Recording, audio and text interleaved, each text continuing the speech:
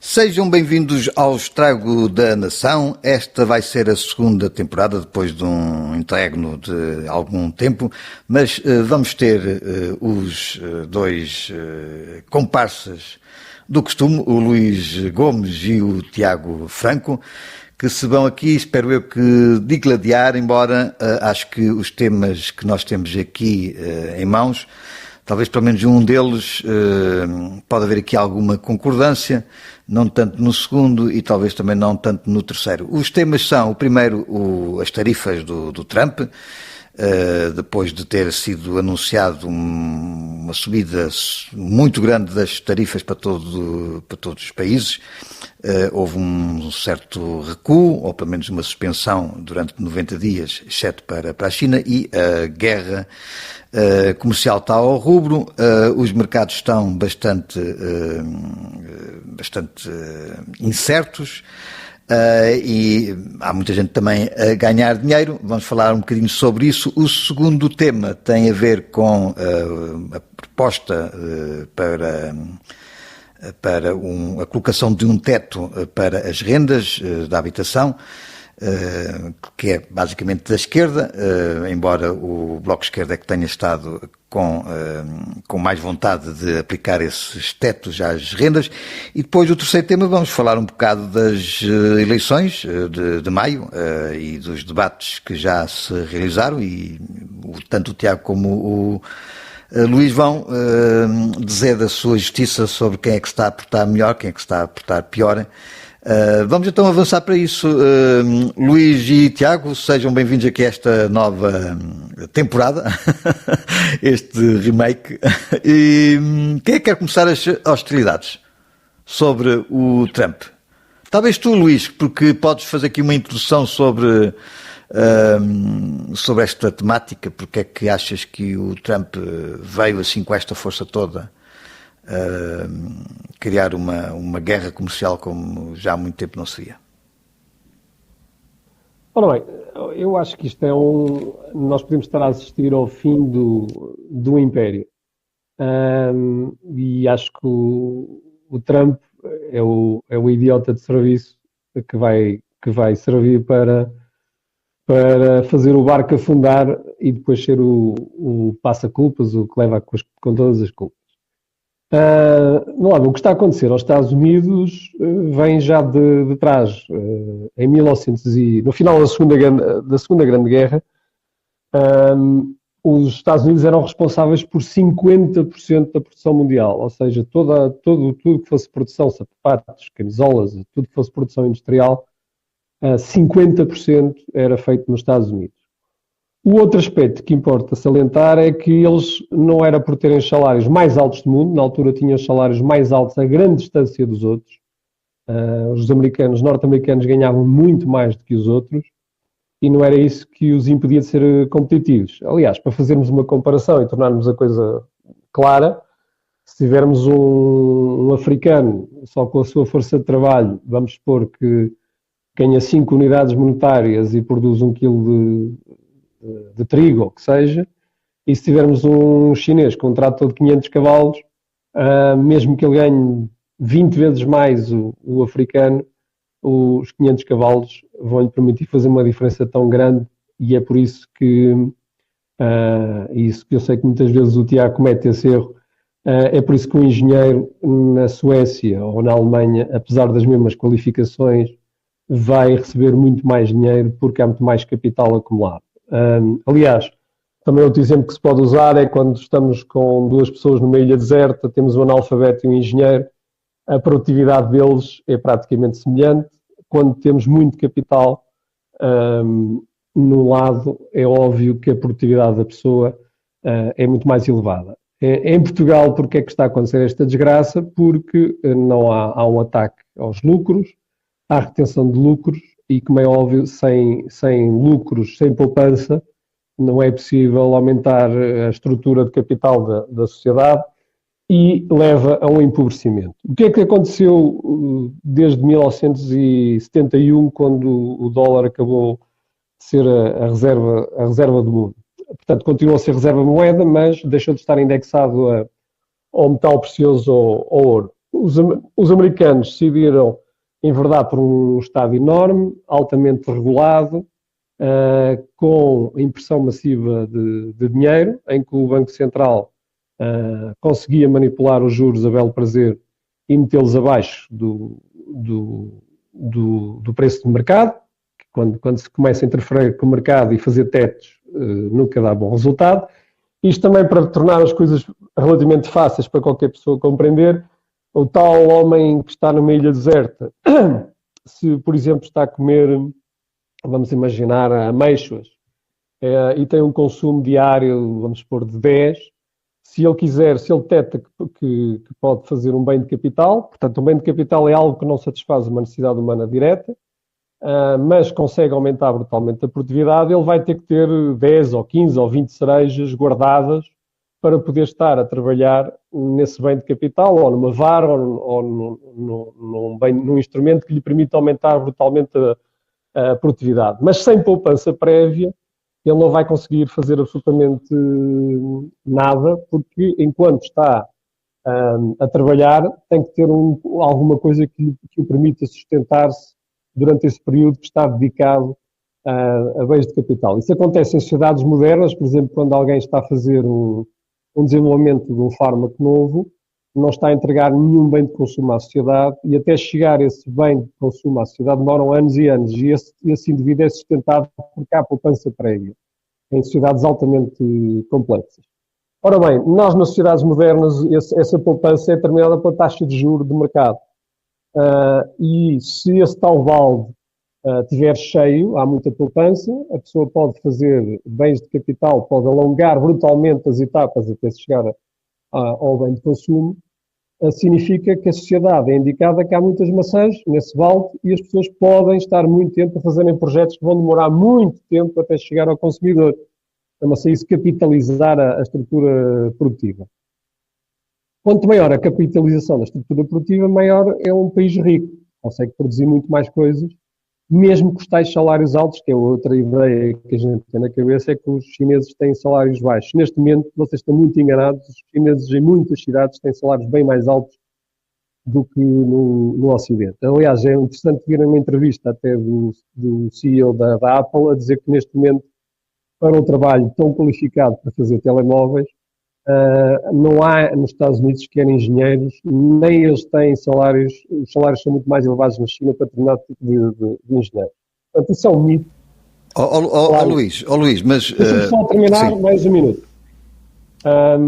Portanto, o que é que aconteceu? Os Estados Unidos, basicamente, ao serem a reserva do mundo, em vez de pouparem, o que faziam era produzir dinheiro, entregavam a qualquer um, porque qualquer um aceita aquilo. Um chinês é uma troca voluntária, um chinês está interessado em ficar com os dólares e entregar o bem e produzir, porque toda a gente aceitava aquilo como moeda reserva, toda a gente pode usar aquilo para liquidar determinadas compras. O que acontece é que os Estados Unidos estão com déficits, obviamente que deixaram de produzir, deixaram de poupar e capitalizar a economia deles e eles neste momento não são competitivos em nada. Portanto, praticamente um chinês consegue produzir praticamente tudo muito mais barato. Aliás, também está a acontecer à Europa. Não aconteceu tanto esta desgraça porque a Europa não tem uma moeda reserva, senão a desgraça tinha sido igual.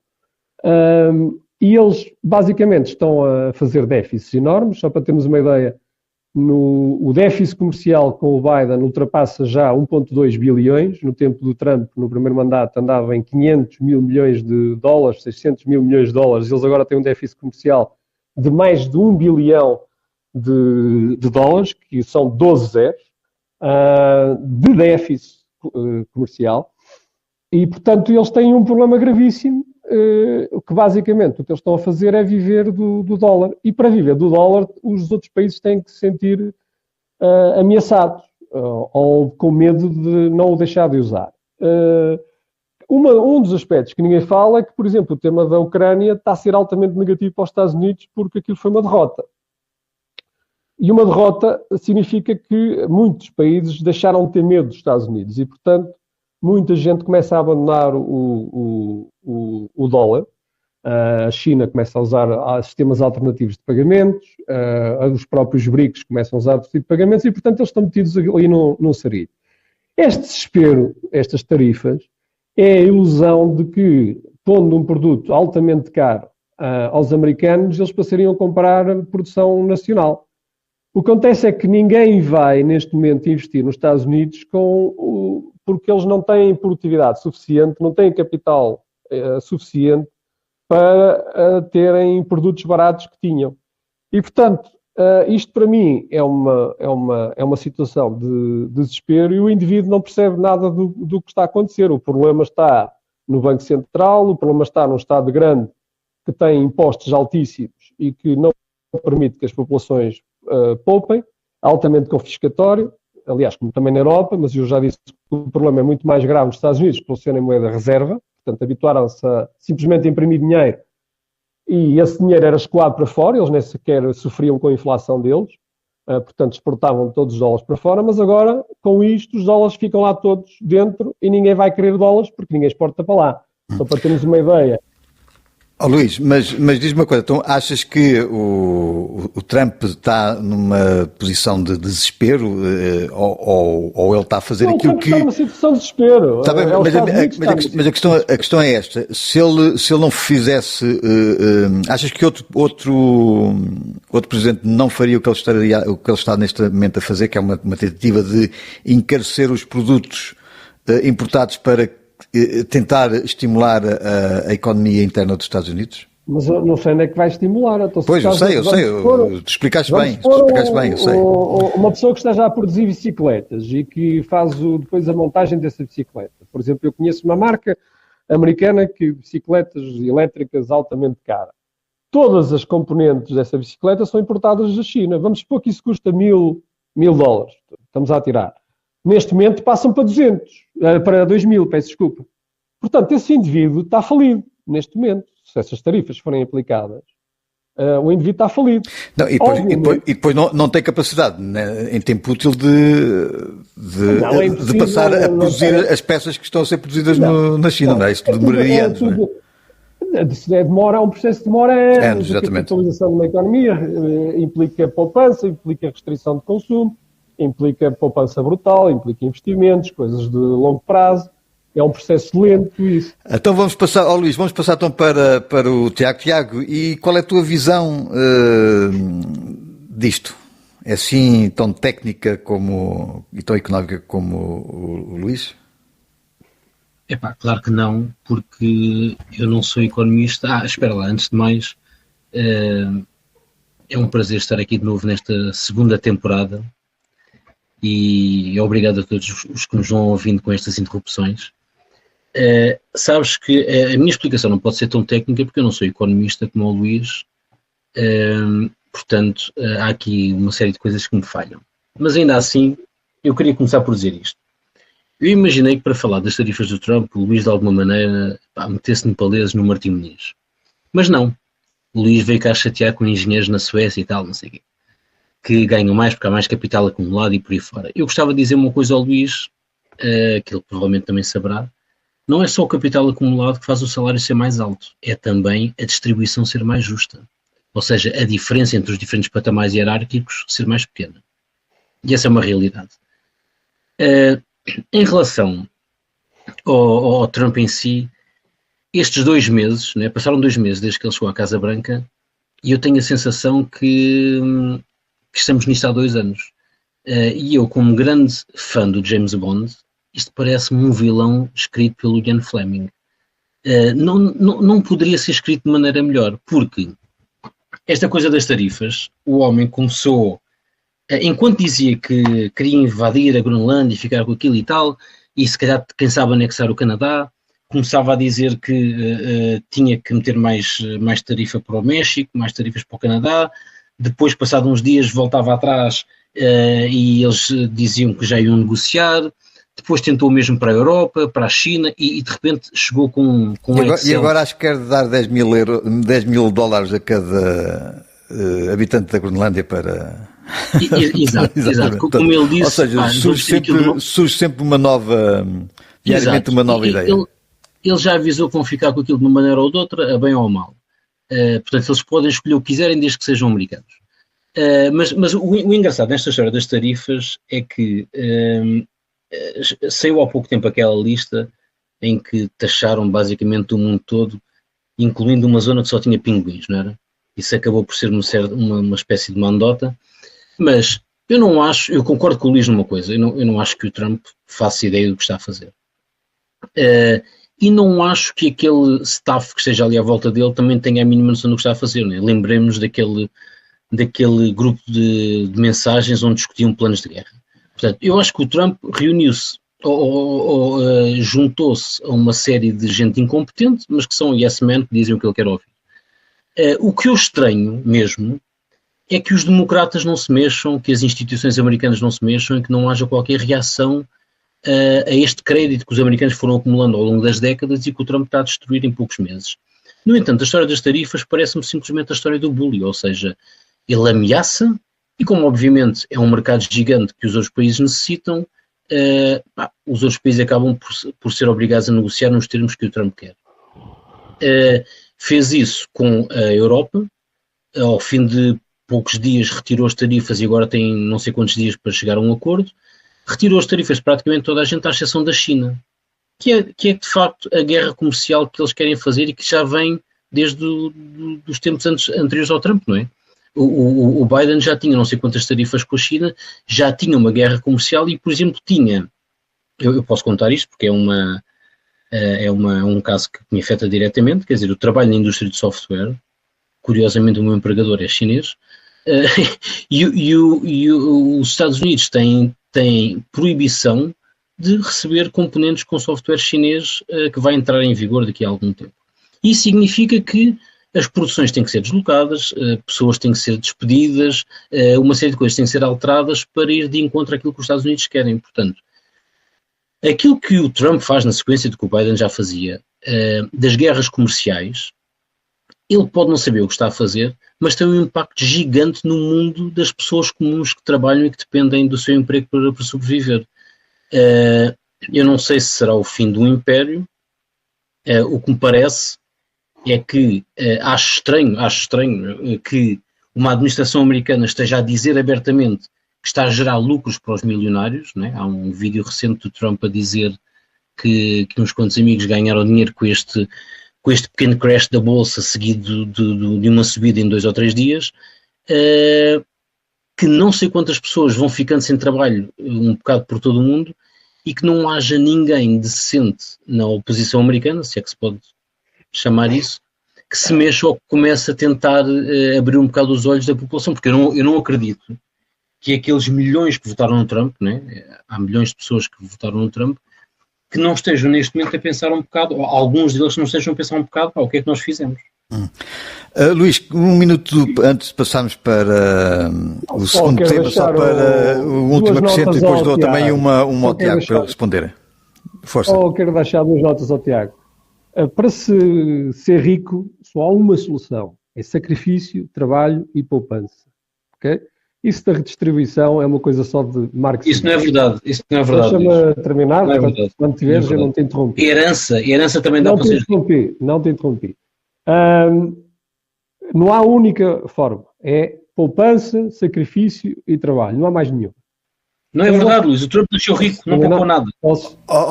Luís, convém para poupares teres algum investimento e teres algum rendimento suficiente, não é? Se vens de uma família pobre, não tens capacidade muitas vezes de poupar, não é? Não, isso vocês é que vivem nesse mundo da injustiça e protestante e do outro, e que o outro é opressor e não sei o quê. Vai. Passemos à frente, que essas mentalidades marxistas. Só há uma forma de enriquecer. Trabalho, poupança... não é verdade. O Trump nasceu rico e recebeu um empréstimo de $1 milhão do Estado, Luís. Mas eu não te interrompi. Mas estás a dizer coisas que não são verdade. Vá lá. Começa a principal. Agora com calma. Posso terminar? Só há uma forma de uma sociedade enriquecer consideravelmente. Poupança, trabalho, poupança, lucros, retenção de lucros e investimento. Mais nenhuma. Não há mais nenhuma. Fizeste uma alteração importante na frase, Luís. Mudaste de pessoa para sociedade. Aí já tudo bem. Exatamente. Se é primeiro disseste uma pessoa, não uma pessoa. Não, a sociedade isso não existe. A sociedade é diferente. Ok. Não, é que vocês veem o mundo... Já endireitaste a frase, já te vou deixar Não, a sociedade não existe, porque isso não existe esse ser, ninguém o conhece, não respira, não vive, não conhece o que é isso da sociedade, o coletivo. Mas tu usaste a palavra, Luís. O que eu disse é que foi com uma comunidade de pessoas... Está gravado. Pronto, então agora já é uma sociedade, a comunidade é pessoas, pronto, é um grupo de pessoas, portanto, a sociedade, sim, pronto. Pessoas que, individualmente, sempre com esforço, com trabalho e com poupança, é que conseguem tornar-se ricas. Não na vossa cabeça marxista. Segundo o que o Tiago está a tentar dizer, que uma espécie, que o Trump é que é o maluquinho e que os democratas é que são os bonzinhos. Eu não disse isso. Deixa-me terminar. Não, disseste que não há, que são todos estúpidos, não, que não há ninguém, não há democratas. O que eu disse é, acho que ninguém se mexa. Eu não disse que os democratas... Eu acabei de criticar a administração do Biden, eram democratas. Portanto, o que eu estou a dizer é, não há ninguém minimamente lúcido que se comece a mexer para, de certa forma... A administração democrata duplicou os déficits comerciais. Aumentou a dívida pública em quase 9 bilhões de dólares. O Trump, em 4 anos, aumentou a dívida pública em quase 9 bilhões de dólares. 12-0. O Trump ou o Biden? O Biden. O Biden, ok. Quase 9 bilhões de dólares. Déficits comerciais, o dobro. Portanto, aquilo é um problema que já vem de 1971 e se andar a discutir coisas da espuma, que é o normal, e com o outro e a piadinha dos pinguins e não sei o quê. O que eu estou a dizer é que eles têm um problema que já vem de trás e é muito difícil de resolver só corrigindo hábitos.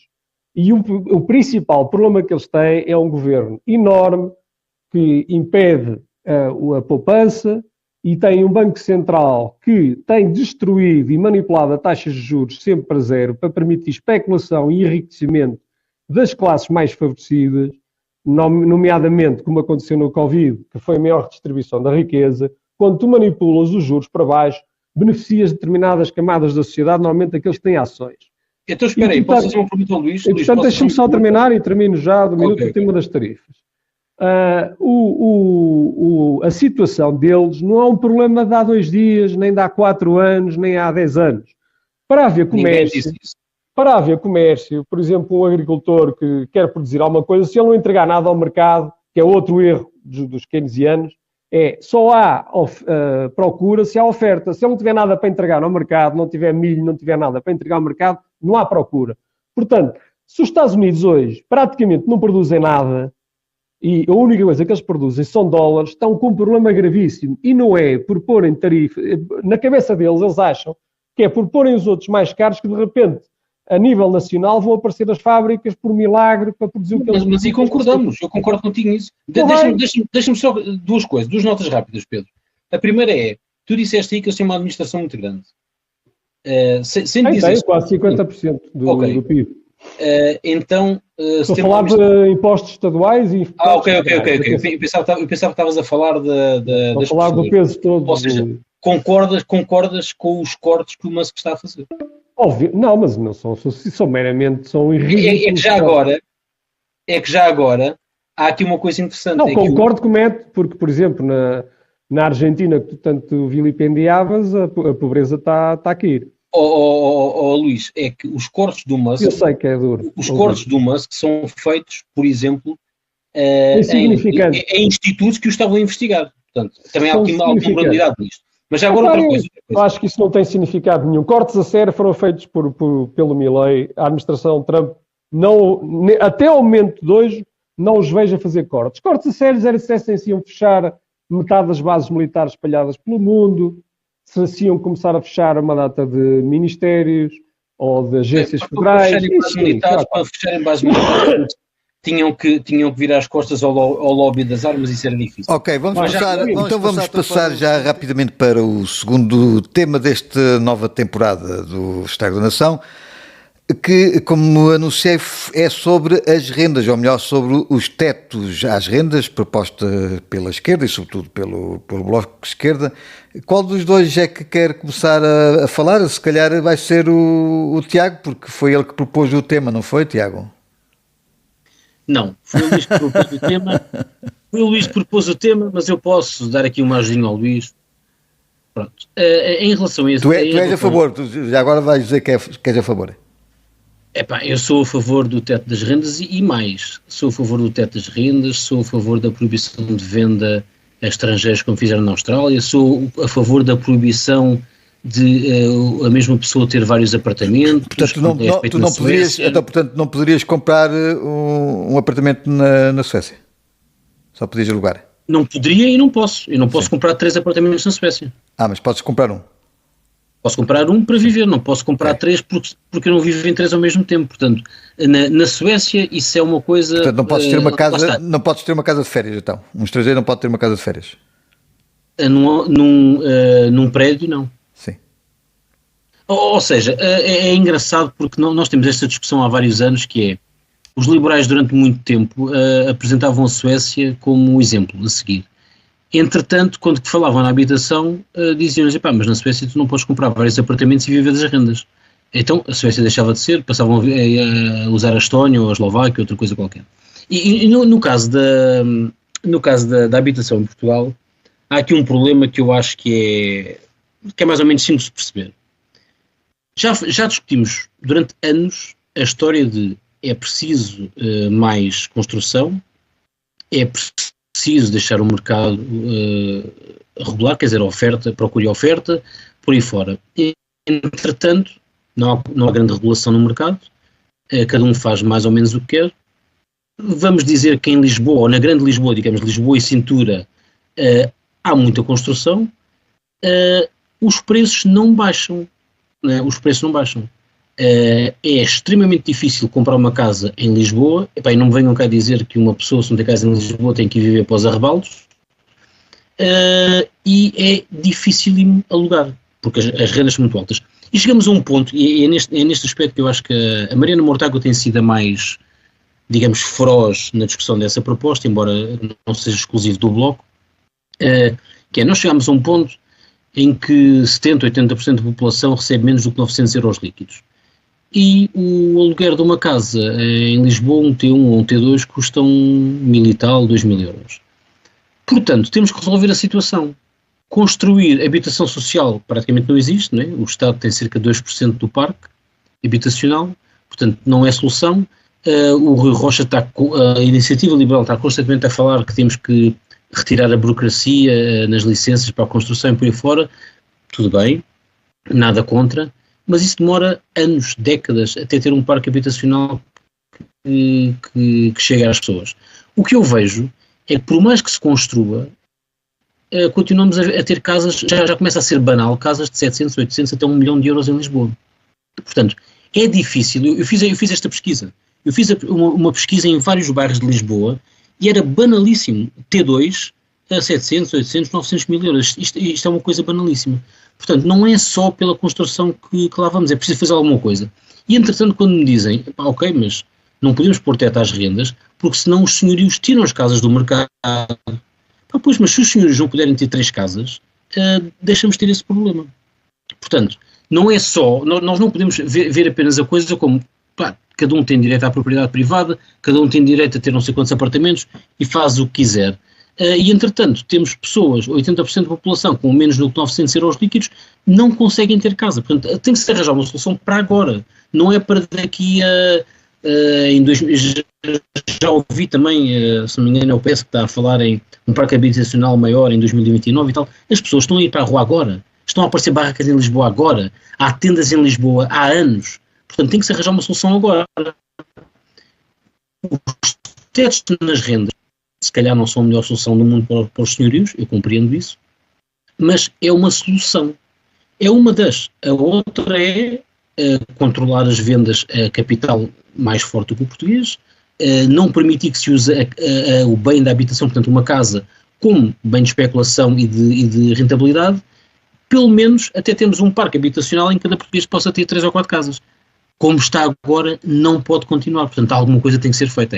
Acho que o ponto da discussão é este, não podemos continuar com conversas de o mercado vai resolver, porque andamos nisto há anos. Luís, achas que a solução é o teto para a questão da dificuldade de alguém ter uma casa em Lisboa ou viver em Lisboa? A questão aqui também começa logo se é possível fisicamente que todas as pessoas viverem na cidade de Lisboa, não é? E como é que se resolve isso? É com tetos? Vamos lá por partes. O teto, definido aqui pelo marxista Tiago Franco, é obviamente uma agressão à propriedade privada. Quando se os preços estão altos, é porque houve um acordo voluntário entre senhorio e inquilino que nos fez chegar a estes preços.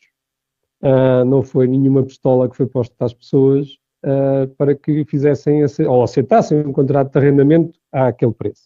Os preços estão altos porque seguramente existe uma pressão altíssima da procura e pouca escassez de oferta. Como é que se resolve isto? Seguramente porque o Tiago, na cabeça do Tiago, a única coisa que existe é coerção, é o poder absoluto do Estado, coerção sobre as pessoas, em que ele acha que eu sou obrigado, ou um proprietário, ou quem seja, ou um proprietário que existe em Portugal, tem que ser obrigado a aceitar arrendar uma casa a um preço máximo determinado pelo Estado. Eu quero recordar que isso nunca resultou em lado nenhum. Aliás, um dos exemplos que eu normalmente costumo citar, e mais estrondoso, foi o Edito de Diocleciano, que resultou, até tinha penas de morte para quem praticasse preços mais altos lá que a norma e até tinha penas de morte.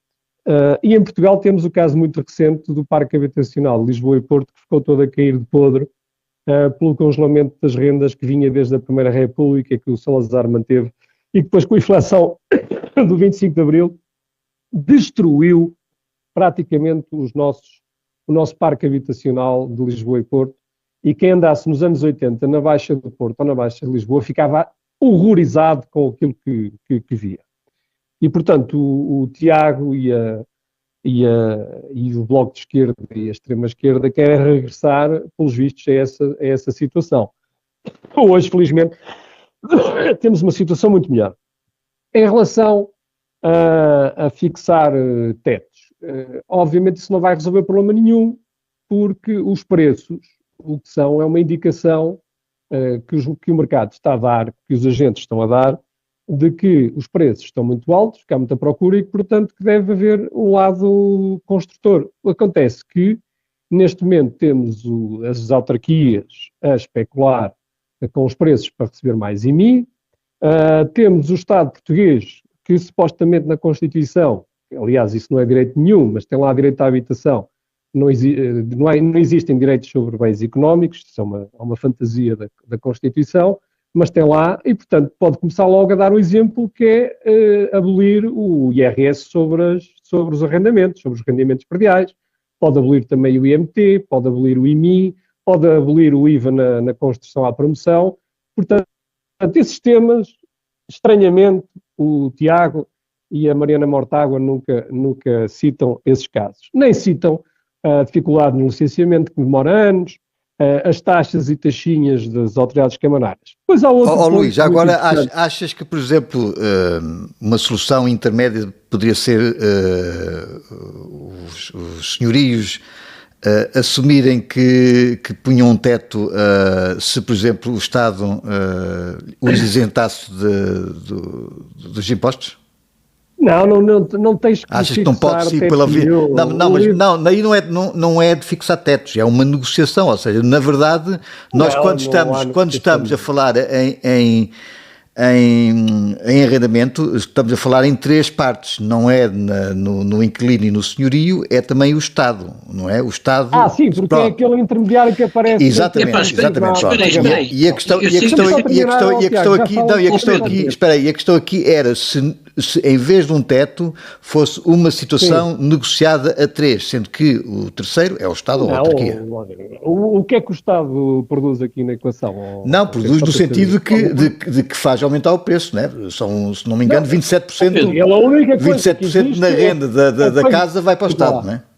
A única coisa que existe nesse terceiro que estás a falar é para gamar o pessoal, ou para impedir... Sim, mas se o Estado não quiser, usando as tuas palavras, gamar para que as rendas sejam mais baixas, tem esse poder, ou seja, o Estado tem esse poder de dizer assim, se o senhorio definir uma renda controlada, nós prescindimos de tudo ou de uma parte desse roubo como tu usas. Pedro, deixa-me aqui interpelar o camarada Luís. Luís, espera aí que tu disseste uma coisa, vou dar uma ajudinha, calma, tem calma. Isto é um debate, não a missa, calma. Em relação, tu falaste no IMT, eu concordo até com o fim do IMT, pá. Eu já escrevi várias vezes sobre isto. O IMT é uma das razões pelas quais o Estado não mexe nisto. Porque esta especulação em torno do imobiliário é um jackpot para o Estado. Portanto, a venda das casas por estas fortunas... Já agora não é para o Estado, é para as autarquias. É para as autarquias. O IMT e o IMI é receita exclusiva das autarquias. Mas as autarquias fazem parte da máquina do Estado. Não é bem, não é bem assim, tecnicamente não é assim, mas pronto, mas vamos, porque uma coisa é a administração central, outra coisa são as autarquias. Não é administração central, Pedro, mas fazem parte São parasitas de segunda classe. Não são parasitas, mas fazem parte da mesma equipa, vá lá, pelo menos já isso. Eu acho que eu sou pior nesse aspecto. O que eu quero dizer com isto é, há um ganho no erário público, lucro.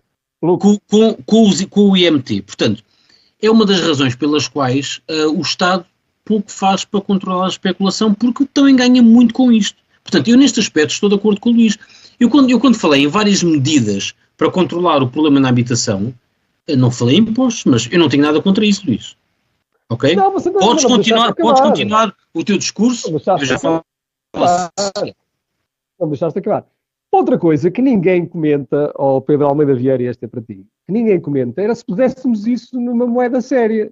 Se tu cotares os arrendamentos e os preços das casas, por exemplo, em ouro, como existia antes de 1971, e eu garanto-te que as rendas estão para aí a menos 40% ou 50% do que eram há 20 ou 30 anos. Portanto, essa parte, a inflação criada pela impressora do Estadinho, essa parte ninguém comenta também.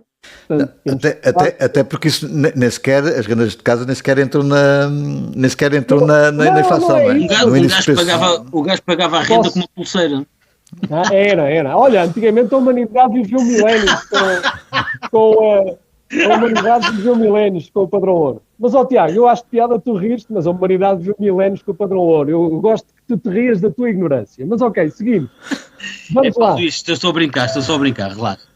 Eu gosto imenso. Olha, Tiago, portanto, só para te dizer uma coisa, os preços, se estivessem cotados numa moeda séria, valeriam hoje menos 50%. Portanto, não falas da inflação criada pelo teu Estadinho e pelos bancos que estão coordenados pelo Banco Central. Pronto. Seguindo, terceiro ponto, que ninguém fala. Ficámos a saber esta semana que houve uma invasão do país de 1,6 milhões de imigrantes. O Tiago vai colocar... Ora aí está! Deixa-me terminar, que ainda não me deixaste terminar, tu parece que estás nervoso.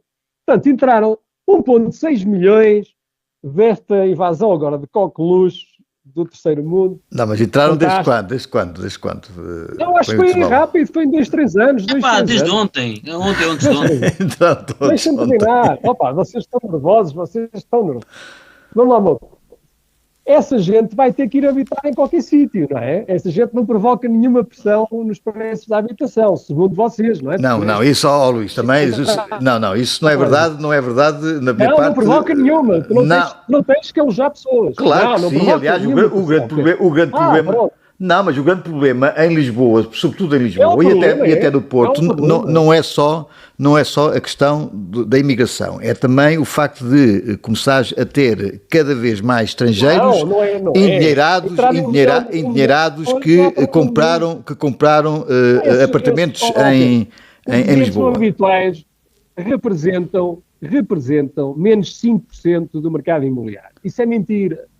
Representam, em muitos casos, uma fração ridícula. Luís, não é verdade. Vai ver os números. Não é verdade. Bem, seguimos. Deixa-me só terminar, porque isto parece que está. Portanto, eu não tenho nenhuma, ao contrário o Tiago, sabes que esta conversa da invasão do terceiro mundo, como eu costumo chamar, o Tiago vai dizer que isto é racismo, xenofobia, aquelas coisas que é para cancelar o debate. Isto não é nada, porque eu acho que os políticos nem sequer pensam nisso. Os políticos é igual eu costumo usar a analogia do senhor feudal ou do monarca, portanto, ele tinha dono daquilo. E, portanto, ele, como é dono daquilo, ele prefere lá um casal que vai tratar bem daquilo, e ele vai receber 1.000 euros todos os meses. E ele sabe que a casa está lá para 20 ou 30 anos, sem se chatear, porque o casal vai lá tratar muito bem. Na democracia, como o gajo só é dono do território público durante 4 anos, ele sabe que pode lá pôr uma malta com burros e com umas galinhas e destruir aquela brincadeira toda, mas se conseguir cobrar 4 ou 5 mil euros todos os meses durante 4 anos, já está feita a festa, porque ele só vai lá estar 4 anos no poder. E, portanto, o que é que esta gente pensou? Os portugueses estão a ficar velhos, já pagam pouco, a gente já tem cada vez menos a quem gamar, portanto, toca a meter cá mais 1 milhão ou 2 milhões, isto não tem nada nenhum racismo. E, portanto, até ficámos agora a saber que esta gente dá lucro, vejam só, eu julgava que a gente fazia uns descontos para um porquinho, para depois, na reforma, ir lá buscar ao porquinho para fazer a reforma social, a segurança social. Mas, afinal, até lhes fugiu a boca para a verdade. Eles assumiram, finalmente, que é o que eu digo há muito tempo, que aquilo não é desconto nenhum, aquilo é um imposto em que dá lucro, vejam só, ao Estadinho. Portanto, essa parte dos imigrantes terem entrado aqui, uma invasão de quase 1.600.000, com políticas de completa negligência, criminosas, que deixaram entrar toda esta gente, que vieram acrescentar uma coisa brutal à nossa economia. Isto parece-me quase como no século XIX. O que é que vai ser de nós sem os escravos para recolher o algodão? Agora é a mesma conversa. O que é que vai ser de nós sem os estrangeiros para nos vir trazer na moto o açambote? Bem, eu acho que estávamos, Luís, eu acho que estávamos a falar das rendas, já estamos a falar em nepaleses. Isto para terminar. Já posso interromper o Luís ou não? Eu acho que sim. Luís, acho que pode ser interrompido, não pode? Vamos lá. Posso dizer uma coisa agora? Sim. Até para passarmos para as eleições. Sim. Até porque é engraçado que as eleições não se tem falado muito na imigração. Parece que é um tema tabu, não é? Nas eleições tem-se falado? Então não tenho visto os debates todos. Eu ia dizer isto porque o Luís agora fez um número maravilhoso. Muitos parabéns, Luís. Não sei se vocês viram o debate entre o Ventura e o tá bem, mas o Ventura tem que sempre... Foi exatamente isto. Ou seja, o tema era podes escolher o que quiseres. E o Ventura martelava lá os imigrantes. E o Luís fez esse número. E enquanto o Luís agora fazia este número, em que falámos da habitação, porque está a pressionar e tal, os mercados, os imigrantes, enquanto falaste, Luís, eu fui à Idealista, num instantinho, e fiz uma pesquisa no Distrito de Lisboa, entre casas entre 500 mil e 1 milhão de euros. E encontrei 10.021 casas. 10.000, eu vou repetir. 10.021 casas entre 500 mil e 1 milhão. Diz-me, por favor, quantos nepaleses é quando eu comprar casas de 1 milhão? Ou seja, o que eu quero dizer com isto é... eu não disse isso. Eu sei que não disseste isso. Mas o problema aqui quem está a comprar as casas, quem está a levantar os preços, não são os nepaleses. Sabes que a Austrália proibiu durante 2 anos a venda de casas a estrangeiros. Por causa deste problema. A Holanda... que não é propriamente um governo marxista, está a impor os tetos nas rendas. A Suécia... Mas já podemos falar da Holanda. Espera, Luís. Luís, eu não te interrompi e quis muito. Portanto, agora aguentei um bocadinho. A Suécia, que não é um país marxista, não permite o ajavardanço com apartamentos como nós temos em Portugal. E já agora, é muito comum tu, se tiveres o mesmo guilty pleasure que eu tenho, que é quando há notícias da extrema-direita, eu vou aos comentários ler o que a malta diz, e na casa da habitação leio muito esta frase, que é, se meterem tetos nas rendas, eu não meto as minhas casas para alugar. Ponto final, ficam as casas vazias. Portanto, preferem não ganhar nada, ou ganham muito ou não ganham nada. Portanto, se uma pessoa destas, em vez de ter 3 casas para alugar, tiver a casa onde vive e ponto final, está o problema resolvido. Isto é o que acontece na Suécia. Por favor, não venhas dizer que a Suécia é um governo marxista. Isto significa apenas que cada pessoa tem um acesso mais facilitado à habitação. Bom, temos que passar Então, para o tema seguinte. Um minuto, Pedro, Luís, a sério, mas um minuto mesmo. O Tiago vive eternamente na coerção sobre as pessoas e ele acha que ele é que deve determinar onde é que as pessoas aplicam o dinheiro e as poupanças Luís, delas. nem a minha casa manda. Não, porque tu não estás a proibir as pessoas, usando o monopólio da força, fazer que as pessoas não podem ser proprietárias mais do que um imóvel. É gravíssimo, é coerção, é o teu amor à liberdade, é esse. Vamos seguinte. Então vamos lá passar para Luís, a Suécia faz isso, eu não sou o governante da Suécia. A Suécia é um país socialista. Não é um país que respeita a liberdade, por amor de Deus. Isto é apenas senso comum. É distribuir o que existe de forma a que chegue a todos. Vamos lá então às eleições propriamente ditas, aos debates. Eu confesso que não tenho tido muita disponibilidade para assistir aos debates. Já houve uma série deles e acho que não houve o Porto Benfica, não é? Ou o Sporting Benfica, não é? Ou seja, o PS e o PSD. Não sei quando é que vai ser esse debate. Tiago, tu é que estás muito dentro disso, mas pronto. Não sei. Mas daquilo que já viste, Tiago, que aspectos é que te surpreenderam mais pela positiva e pela negativa? Quem é que se está a portar melhor? Eu não quero falar aqui em efeitos nas sondagens, porque acho que as sondagens são uma coisa que é mais manipulação do que ciência. Mas pronto, qual é a tua percepção? É um termo muito caro agora, a percepção. Eu confesso que inicialmente não estava com muita paciência, porque tenho a sensação que as eleições agora é uma coisa anual, não é? Estamos constantemente em eleições e debates, uma pessoa acaba por se aborrecer. E depois, do ponto de vista isto se calhar uma visão um pouco egoísta, mas a política portuguesa influencia muito pouco a minha vida, não é? O que o Putin, o Xi e o Trump fazem é que influencia bastante a minha vida. Portanto, digamos que seja o Montenegro ou o Pedro Nuno Santos a liderar Portugal, tem pouquíssima influência naquilo que é o meu dia-a-dia. Ainda assim... Mas como português, sentiste mais bem representado com o Montenegro ou com o Pedro Nuno Santos? Sigo desde com o André Ventura, ou achas que o André Ventura não tem hipótese? Não, isso é engraçado. Eu esperaria, há duas coisas que me estão a enervar um bocado nestes debates. Como estava-te a dizer que de início não tinha muita vontade, mas lá comecei a ver aquilo.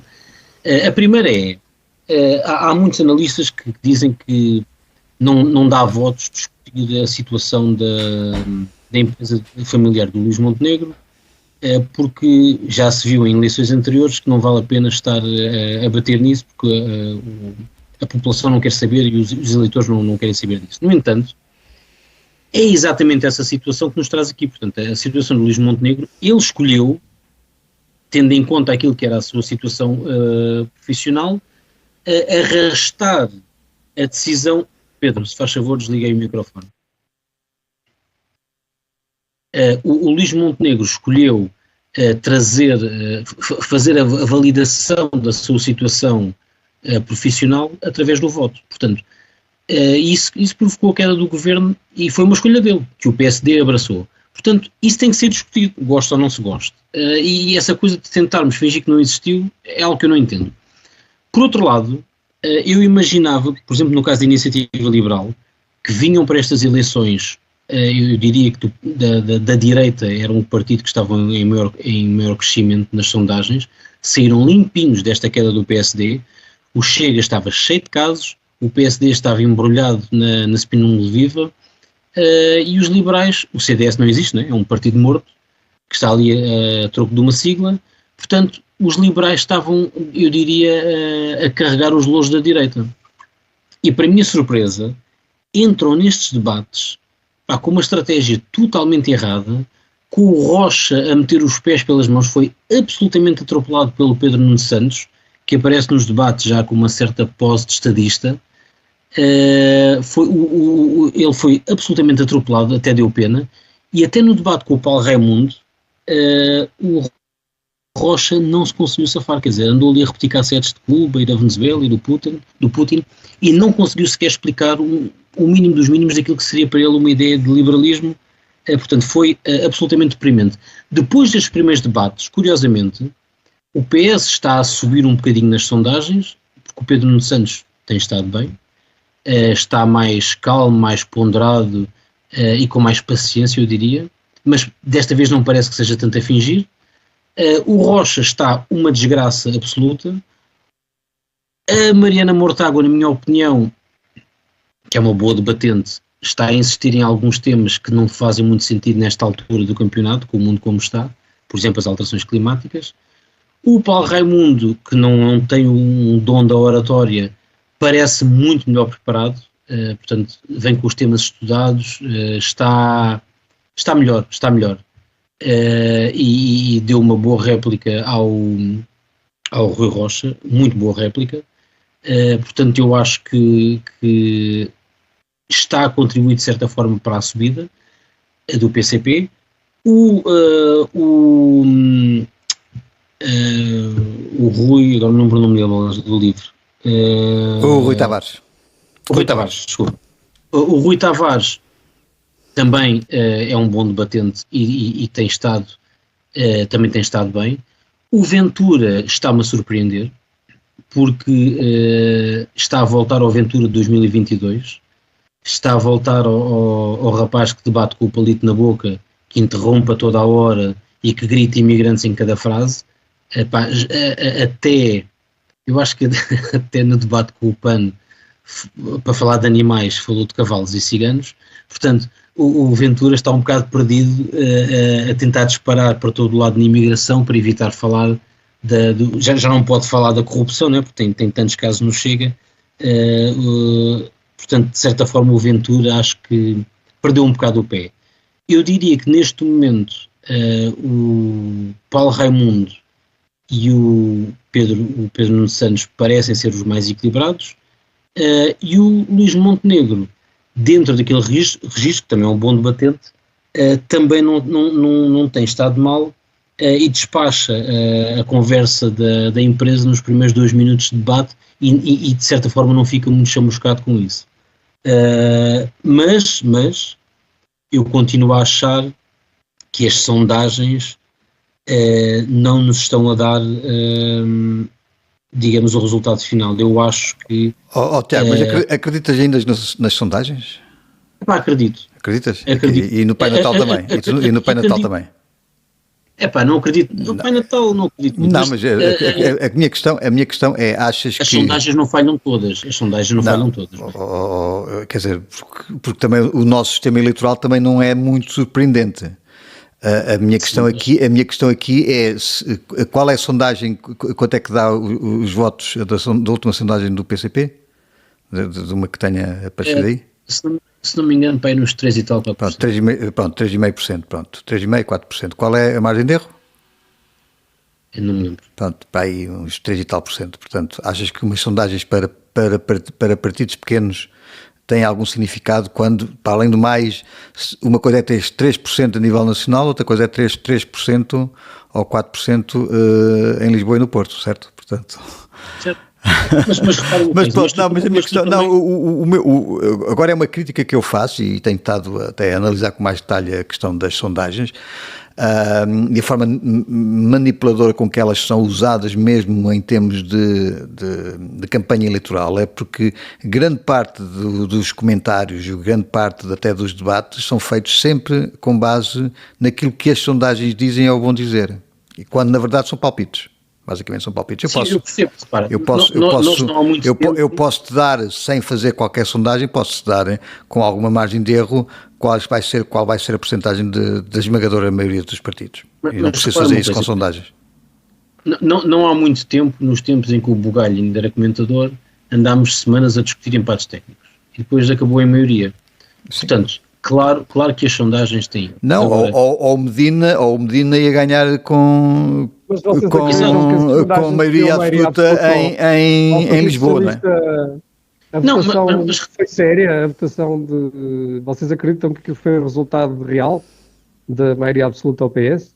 Eu não acredito, mas ok, seguimos.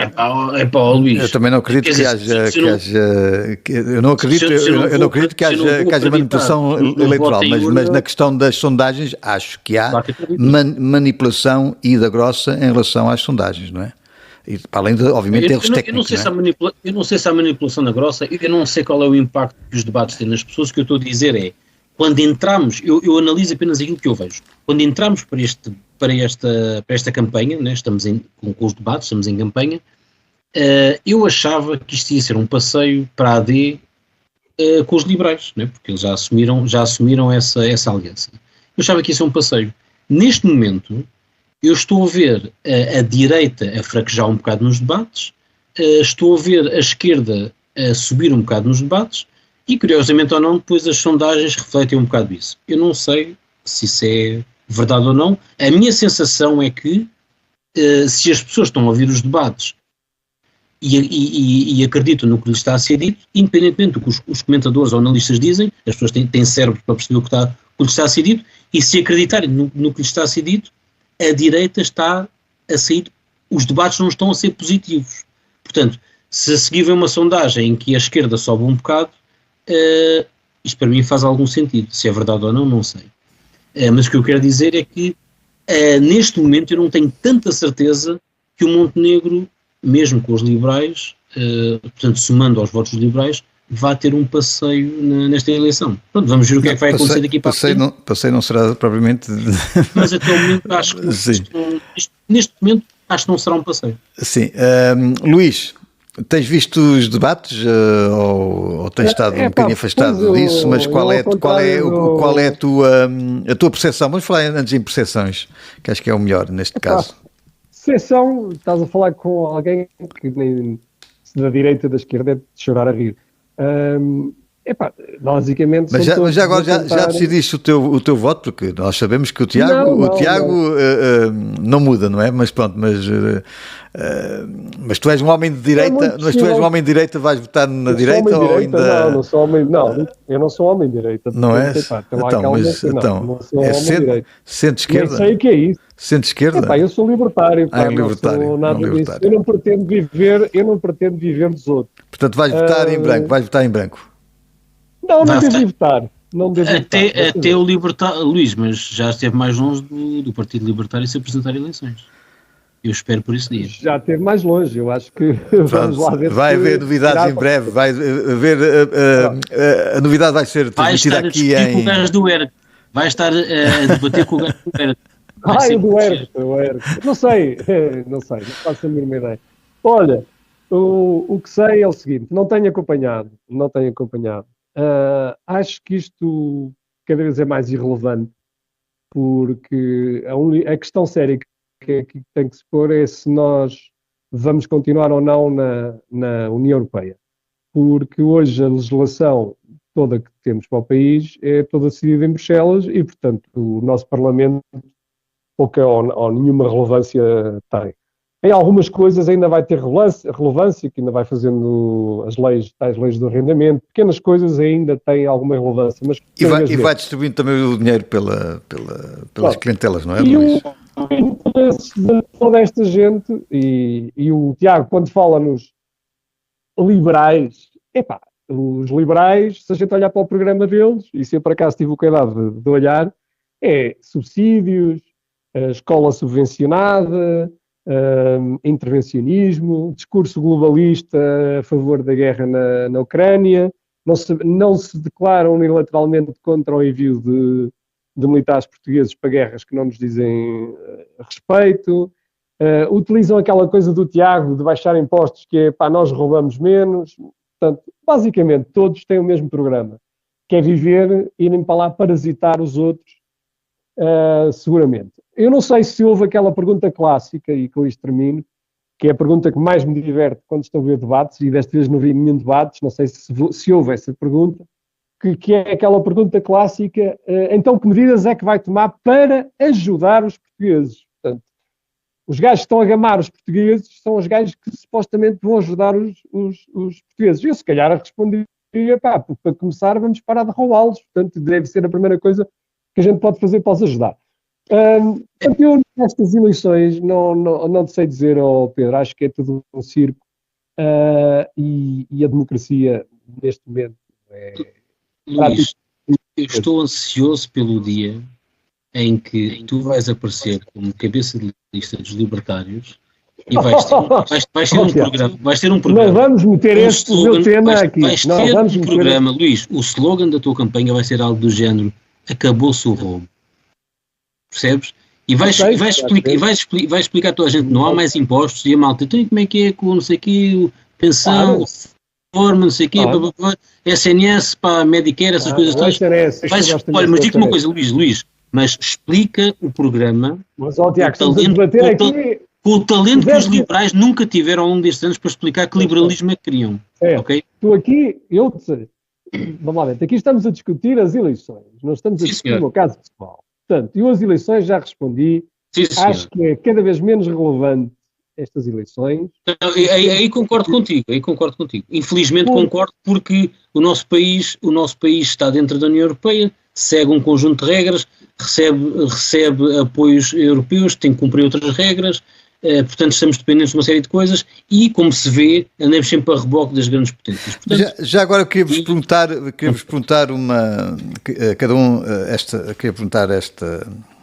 queria pôr em debate esta questão que eu queria colocar, que era o Montenegro demitiu-se pelas condições conhecidas, não é? Faz sentido que se o povo português o voltar a eleger, fez sentido isso que ele tomou, a decisão que ele tomou? Se ele tomou a decisão, o PSD não deveria ter encontrado uma solução interna?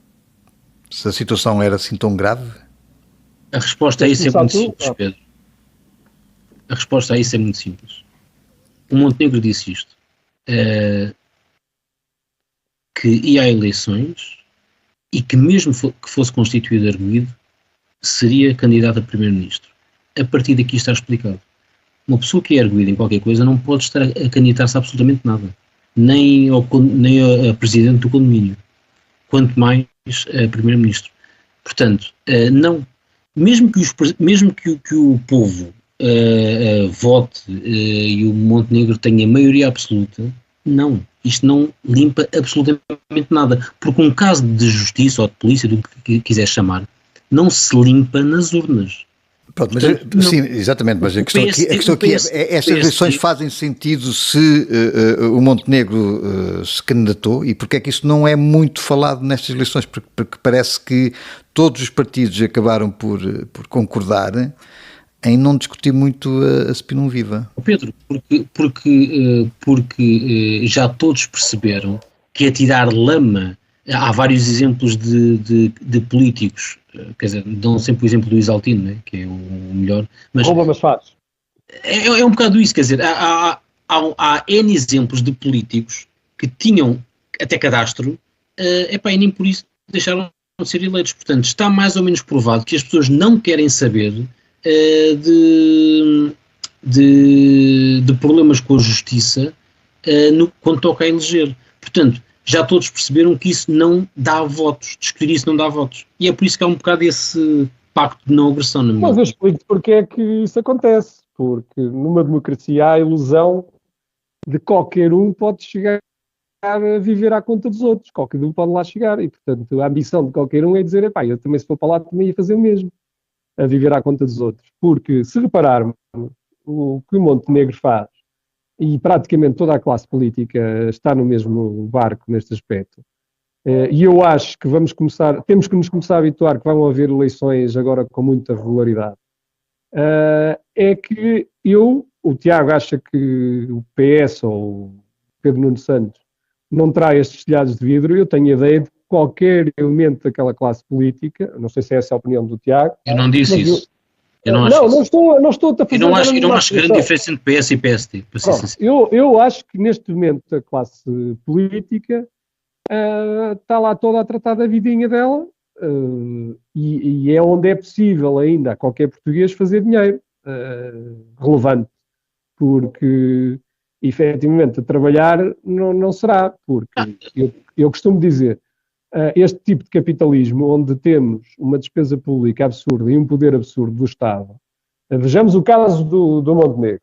Se existisse livre entrada no negócio do jogo, em que eu não precisasse nenhuma licença do Estadinho para abrir um casino, ou uma licença de jogo, ou o que é que seja, e o mercado é que ia decidir quem eram os casinos que vingavam, isso seria o consumidor a decidir se gostava de ir mais ao casino A ou B, e cada um abria os casinos que entendessem, a Solverde não iria pagar seguramente nada ao Montenegro para fazer influência na concessão do jogo, na prórroga da concessão do jogo. Como aconteceu, que isso ninguém menciona na imprensa, acho que houve uma concessão, ou prolongamento da concessão em 2017 ou 2018, e ninguém tira-me da cabeça que não possa ter havido movimentação de influências neste campo, porque ninguém me convence que o Luís Montenegro seja necessário como advogado para a Solverde, para um grupo como a Solverde. A Solverde tem capacidade financeira para contratar os melhores gabinetes de advogados, não precisa do Montenegro para nada. A questão é essa mesmo, não é? É que aquilo cheira a lobby por todo lado. Segundo aspecto. Porquê? Porque o Estado tem um poder absurdo na sociedade, algo que o Tiago está a favor. Segundo aspecto. Quando um pote, que é o pote hoje do Estado português, são 133 mil milhões, onde todos dizem que vão reduzir impostos, mas o pote está sempre a crescer. Portanto, este ano, o Estado português vai tirar a cada português 12.500 euros por pessoa, como é óbvio, e respondendo àquilo do Tiago, não há escolas grátis, nem justiça grátis, aquilo que se o pessoal, e até discutindo o tema da retenção da fonte, se desse conta do que pagaria ao Estado, eu sou defensor de acabar com a retenção da fonte, porque as pessoas não têm a mínima noção do que é que estão a pagar, as pessoas iam-se dar conta da fraude que isto é. E, portanto, um pote de 133 mil milhões de euros, o que é que interessa a estas pessoas é que esse pote venha parar ao bolso deles. E como é que eles fazem isso? Com contratos de assessoria em bancos do fomento, com contratos de assessoria jurídica em câmaras municipais, amigas, etc.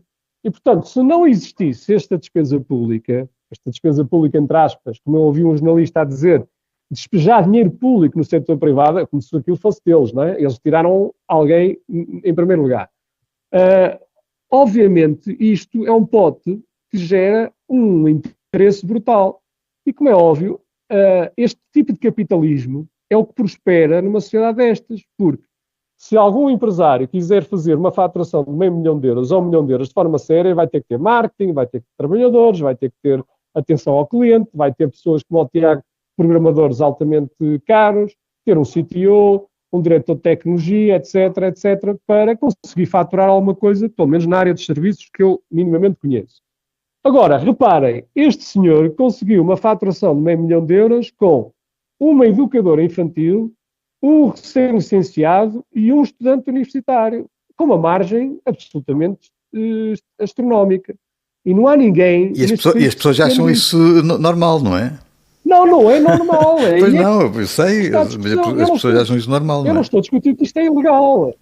Eu não acho, ao contrário do Tiago, que ele tenha alguma ilegalidade, que ele não é burro. Eu acho que ele não é burro para se ter metido numa alhada. Eu estou a falar do ponto de vista ético.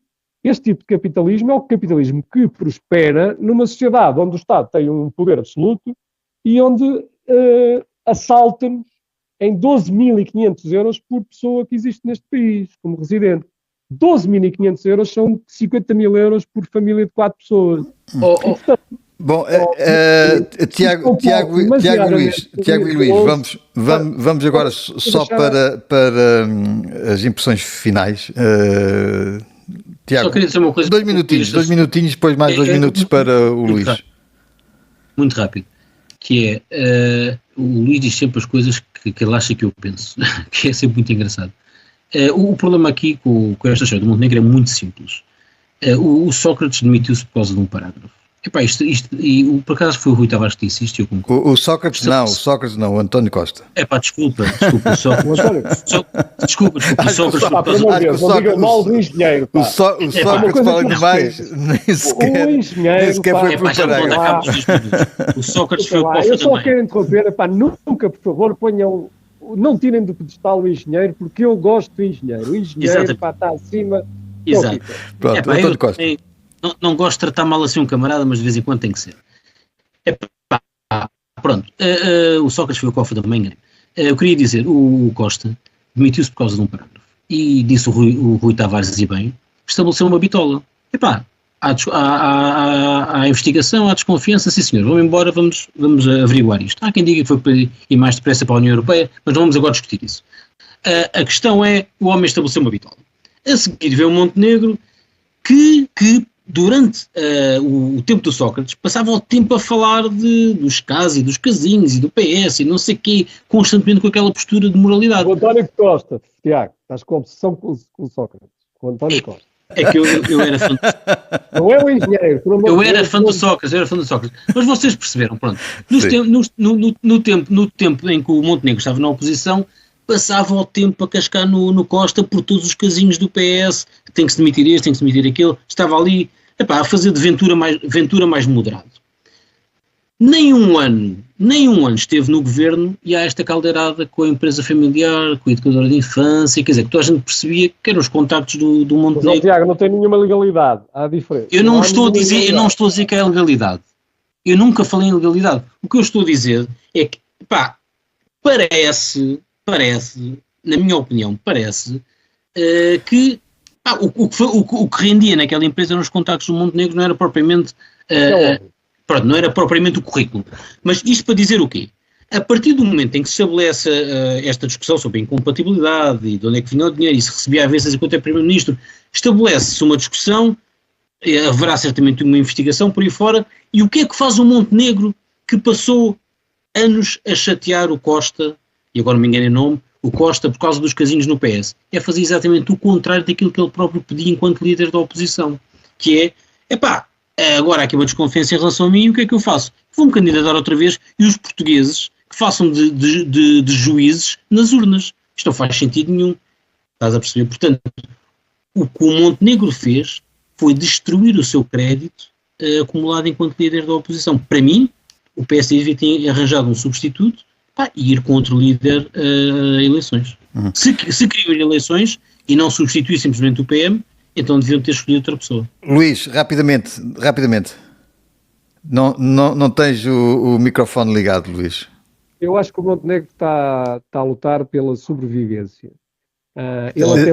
Sobrevivência não é política só, é também económica, é isso que eu me refiro. Sim, concordo com isso.